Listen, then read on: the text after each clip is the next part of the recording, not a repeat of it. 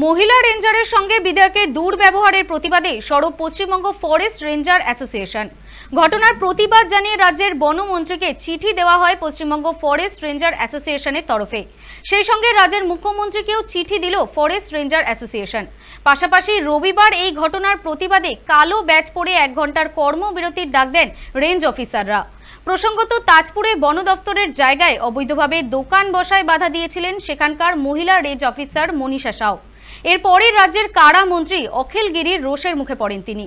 ওই মহিলা রেঞ্জ অফিসারকে কার্যত ডাং দিয়ে পেটানোর হুঁশিয়ারি দিয়েছিলেন কারামন্ত্রী অখিল গিরি। পাশাপাশি তাকে জানোয়ার বলেও সম্বোধন করেন তিনি। এরপরই রবিবার রাজ্য জুড়ে প্রতিবাদে সরব হলেন ফরেস্ট রেঞ্জ অফিসাররা।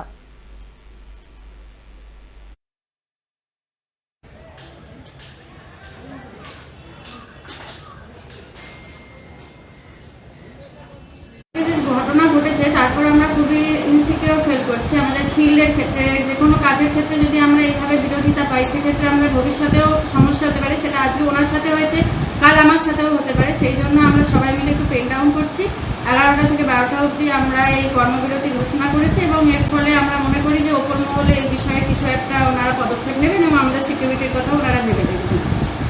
আপনারা কালো ব্যাজ করে কি মেসেজ দিতে চাইছেন সরকারকে? যে অবশ্যই যে মেসেজ দিয়েছি যে আমরা এটা প্রতিবাদ করতে চাইছি, যে কাল যে ঘটনা ঘটেছে এটা খুবই নিন্দনীয় এবং এরা আমরা আশা করি না।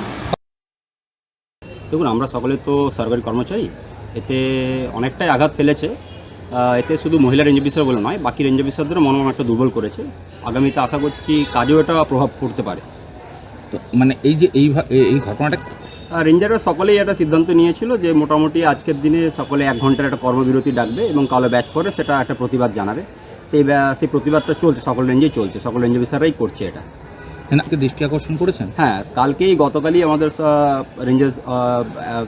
রেঞ্জের তরফ থেকে একটা চিঠি দেওয়া হয়েছে, ওনাকে মুখ্যমন্ত্রীকেও দেওয়া হয়েছে এবং বনমন্ত্রীকেও জানানো হয়েছে যে এটা আমরা তীব্র নিন্দা জানাচ্ছি। ভবিষ্যতে যেন এই ধরনের না ঘটে সেই নিয়েও আমরা জানিয়েছি।